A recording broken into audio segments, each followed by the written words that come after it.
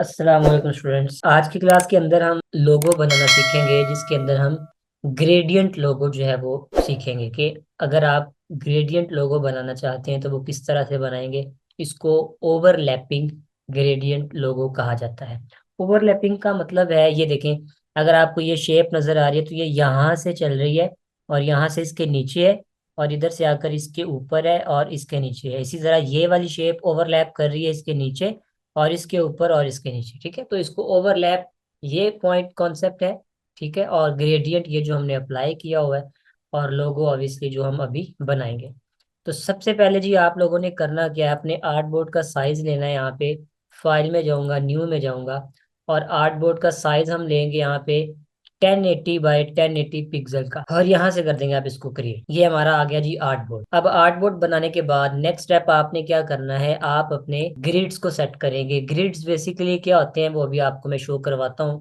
उससे पहले आपने क्या करना है कि अपनी सेटिंग करनी है ग्रिड्स की। ग्रिड्स की सेटिंग करने के लिए आप जाएंगे यहाँ पर एडिट के मेन्यू में, और यहाँ पर आपके पास ऑप्शन है प्रेफरेंस की, ये सबसे एंड वाला पॉइंट। प्रेफरेंस में जाकर आपके पास यहाँ पर ये मौजूद है पॉइंट, गाइड्स एंड ग्रिड। आप यहाँ पर क्लिक कर देंगे, इसको ओपन कर देंगे और यहाँ पर ये देखें वही कैटेगरीज आ रही हैं। यहाँ पर भी आपने गाइड्स एंड ग्रिड को सिलेक्ट करना है। सो यहाँ से जी पहला पॉइंट आपने यहाँ पे सेट करना है ग्रिड लाइन एवरी 60 पिक्सल, आपने यहाँ पे सेट करना है इसको। और सब डिविजन आपने रखनी है 2। इतना करने के बाद यानी ये 60 पिक्सल और सब डिवीजन आपने 2 रखी और आप कर देंगे ओके। ठीक है, ये हमने अपने ग्रिड्स को सेट कर लिया। अब ग्रिड लाएंगे कैसे, यहाँ पे जाऊंगा व्यू में और यहाँ पर मेरे पास ऑप्शन है शो ग्रिड की, यहाँ पे मैं शो ग्रिड कर दूंगा। तो ये देखें मेरे पास ग्रिड्स आ गई। अब अगर मैं जूम करके दिखाऊं, जो हमने कॉन्सेप्ट अप्लाई किया 60 बाई 2 वाला, ठीक है, जो हमने ग्रिड की सेटिंग की, तो वो कॉन्सेप्ट बेसिकली है क्या, देखें। मैं अगर यहाँ पे एक बॉक्स ड्रा करता हूँ यहाँ से लेकर यहाँ तक, तो ये मेरा एक 60 बाई 60 पिक्सल का एक रेक्टेंगल है। ठीक है, और जो हमने नीचे सब डिवीजन देखी थी वो क्या चीज है, देखिए, हर 2 बॉक्सेस के बाद यानी रो वाइज और कॉलम वाइज, यानी 1 2, हर 2 बॉक्सेस के बाद हमें एक लाइन मिल रही है रो वाइज भी, और इसी तरह अगर कॉलम वाइज आए तो हर 2 बॉक्सेस के बाद एक लाइन मिल रही है। ओके, अब हम स्टार्ट करते हैं अपने लोगों को। सबसे पहले आप लेंगे जी पेन टूल।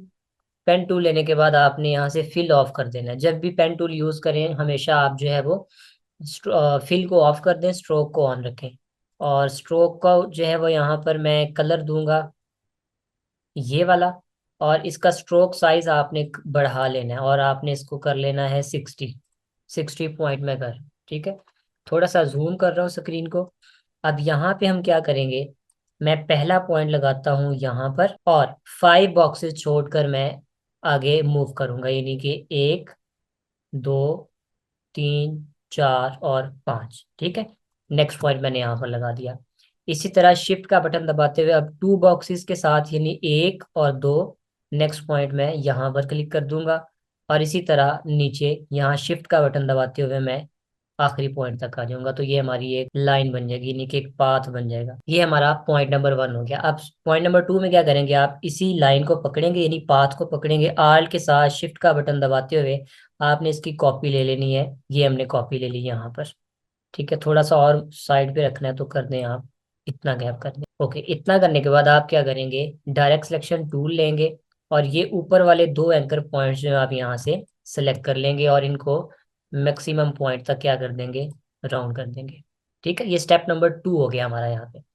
स्टेप नंबर 3 में क्या होगा, इसी तरह सेम आप आर के साथ शिफ्ट के साथ इसकी कॉपी लेंगे।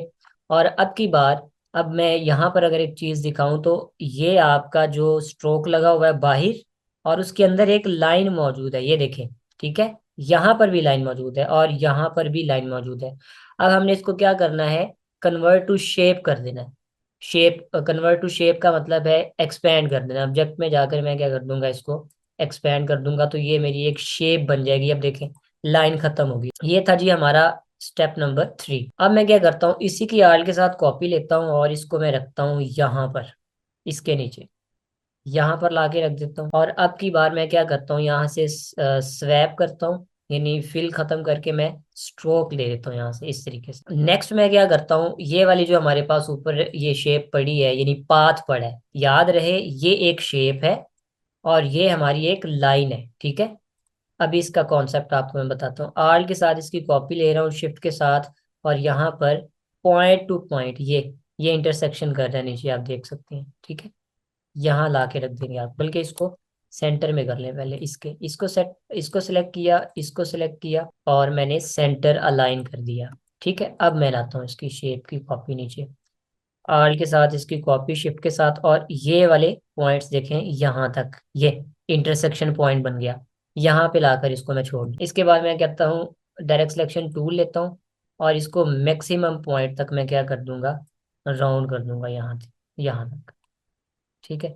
और इसकी भी मैं जो है वो ये स्ट्रोक ऑफ ऑफ कर, ठीक है। तो कुछ इस तरह से हमारी ये शेप बन जाएगी फिल वक्त यहाँ तक। अब इसी को मैं सिलेक्ट करता हूँ, और आर्ल के साथ एक और कॉपी लेता हूँ, और मैं इसको यहाँ तक ले आता हूँ, ठीक है। अब की बार मैं क्या करूंगा, ये वाली जो मेरी लाइन है, यानी जो अंदर वाला पाथ है, इसको मैं यहाँ से नीचे से पकड़ूंगा और एक बॉक्स तक स्टेप ऊपर मूव कर दूंगा यहाँ तक। और अब मैं पेन टूल लेता हूँ, और एक पॉइंट यहाँ से लगाकर इसको ज्वाइन कर दिया मैंने, ठीक है।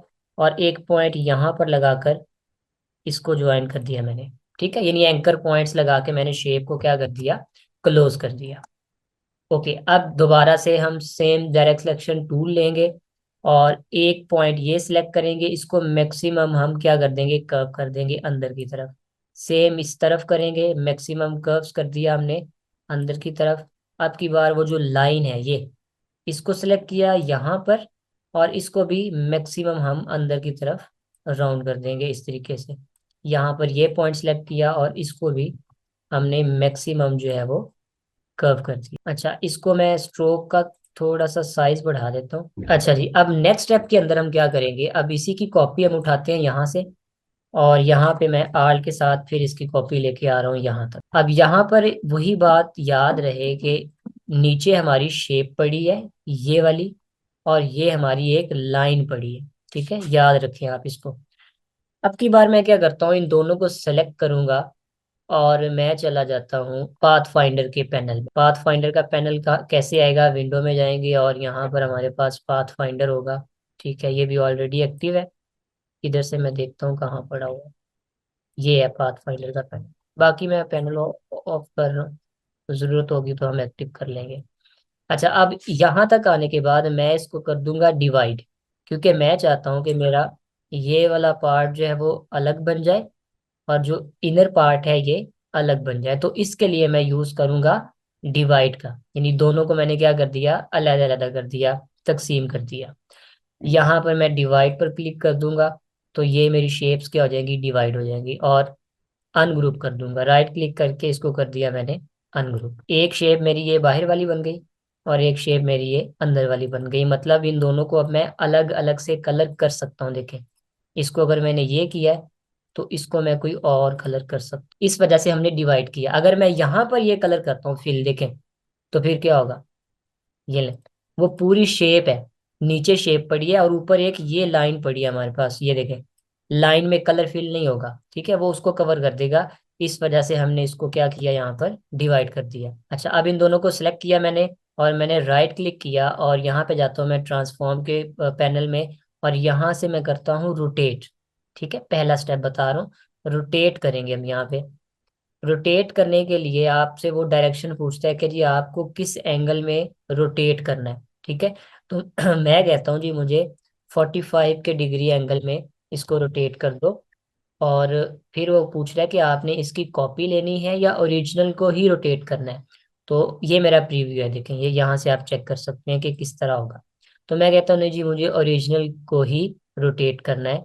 ओके कर दिया मैंने। अब सेम उसी तरीके से दोबारा राइट क्लिक करूंगा, ट्रांसफॉर्म में जाऊंगा, और अब की बार मैं करूंगा रिफ्लेक्ट। रिफ्लेक्ट हमने लास्ट टाइम भी कॉन्सेप्ट पढ़ा है, और अब की बार इसको मैं कॉपी लूंगा इसकी, ठीक है। कॉपी जैसे ही मैंने ली, तो ये देखें जी, अब मेरे पास ये शेप बन गई है। अब इसको मैं मजीद नीचे ले आता हूँ एक कॉपी और, ताकि आपको नेक्स्ट स्टेप जो है वो समझ आए।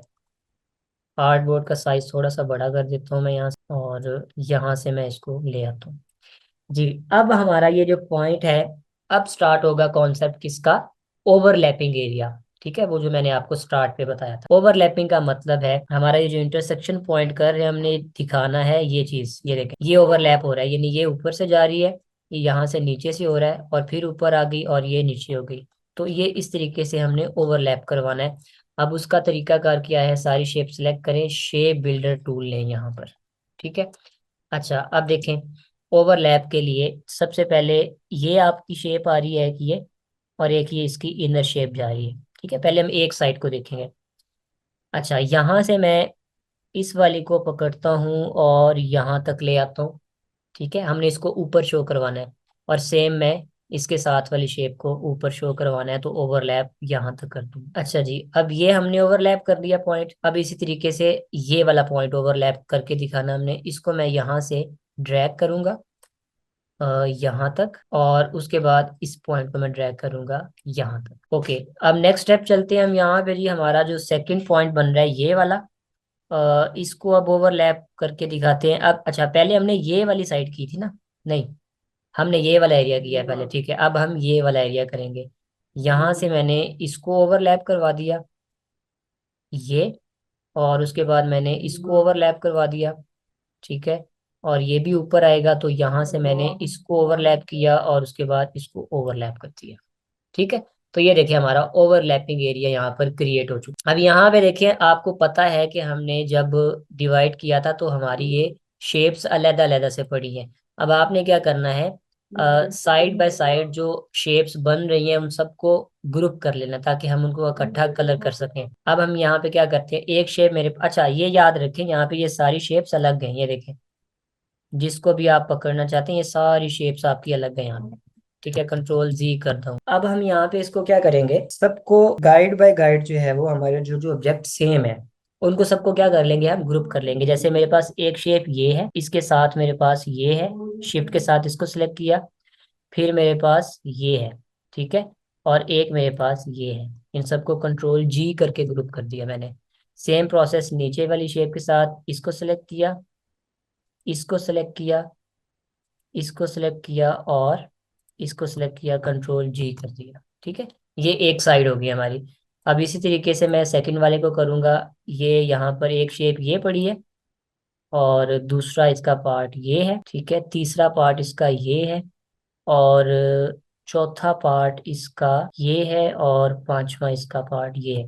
कंट्रोल जी कर दिया। सेम हेयर नीचे वाली शेप के साथ, पहला पार्ट और दूसरा पीस, ये आ गया तीसरा पीस, चौथा पीस, और ये आ गया पांचवा पीस। कंट्रोल जी कर दिया मैंने। अब देखिए, अगर ये वाली शेप मेरी एक पूरी इकट्ठी हो जाएगी, वो जो हमने सिलेक्शन की थी, यहाँ पे देखें, यहाँ से लेकर यहाँ तक ऊपर वाला पार्ट अलग रहेगा और नीचे वाला जो पार्ट है ये अलग रहेगा। इनको अब अलग अलग से हम कलर कर सकते हैं। अब हमने अप्लाई करना है यहाँ पर जी ग्रेडियंट। ठीक है, ग्रेडियंट अप्लाई करना है, वो अब आपको मैं करके दिखा रहा हूँ। पहले ऊपर वाली शेप लेता हूँ, ये वाली, ये मेरा ग्रेडियंट पड़ा है, इस पर मैंने ग्रेडियंट अप्लाई कर दिया। ठीक है, अब नीचे वाली शेप सेलेक्ट करता हूँ ये, और इसको इसको भी मैंने ग्रेडियंट लगा दिया। लेकिन इसके बाद मैं कहता हूँ, पहले वाली में व्हाइट इधर था, ब्लैक इधर था, मैं चाहता हूँ कि इस वाले में ब्लैक इधर आ जाए और व्हाइट उधर चला जाए। तो इसकी आपको ऑप्शन बताई थी रिवर्स, ये आपके पास ग्रेडियंट पैनल के अंदर रिवर्स ग्रेडियंट करूंगा, तो ये देखें 3D लुक दे दी उसने हमें, ग्रेडियंट टाइप। ठीक है, सेम उसी तरीके से इस शेप को कर देंगे। यहाँ पर ग्रेडियंट ये लगा दिया, और नीचे वाली को यही लगाकर हमने क्या कर देना है, रिवर्स कर देना। तो ले जी, ये हमारा बन गया ओवरलैपिंग ग्रेडियंट लोगो। स्ट्रोक लगी हुई है, इसको स्ट्रोक को मैं सिलेक्ट करके ऑफ कर दूंगा यहाँ। तो ये हमारा ओवरलैपिंग एरिया बन गया। अच्छा, यहाँ पर कुछ प्रॉब्लम लग रही है मुझे। अब हम इसको लेते हैं और शेप बिल्डर टूल लेकर मैं इसको इकट्ठा कर लेता हूँ, इसको इकट्ठा कर लेता हूँ। वो हमने कॉर्नर पॉइंट जो है ना वो ऐड नहीं किए थे उसमें, और यहाँ से इसको मैंने इकट्ठा कर लिया। सेम हेयर मैं यहाँ पर करूंगा, ये वाला होना है ना, हाँ ये पॉइंट होना है। इसको और इसको कर दिया, और उसके बाद जो है वो इसको सेलेक्ट करके शेप बिल्डर के साथ इसको मर्ज कर दिया, और ये भी शेप होगी मेरा ख्याल ये वाली, हाँ। इसको इसके साथ मिला दिया, और इसको सेलेक्ट करके मैंने इसको मर्ज कर दिया। हाँ, अब आई थिंक ठीक है। अगर इसको मैं रेक्टेंगल लगाता हूँ और इसको बैक पे करता हूँ रेक्टेंगल को, और उसका कलर मैं ये वाला करता हूँ, ये देखें अब आपका ठीक है। तो ये था जी हमारा ग्रेडियंट ओवरलैपिंग लोगो, किस तरीके से हमने बनाना है। अब पूरे को सिलेक्ट कर लें आप। ठीक है। अच्छा, मैं ग्रिड्स वगैरह सारी अब हाइड कर रहा हूँ, व्यू में जाऊंगा और यहाँ से मैं हाइड ग्रिड कर दूंगा। ये प्रोसेस आपको बताने का मकसद था कि हम कैसे यहाँ से देखें। स्टेप 1 है, स्टेप 2 है, 3 है, 4, 5, 6, 7, यानी 7 स्टेप में हमने अपना लोगो जो है वो कंप्लीट किया। इनको मैं डिलीट कर रहा हूँ यहाँ पे। इसको मैं यहाँ पर लाकर और शेप को कर देता हूँ बड़ा। ये आपका बन गया ओवरलैपिंग ग्रेडियंट लोगो। सारे को सिलेक्ट करके कंट्रोल जी कर लिया।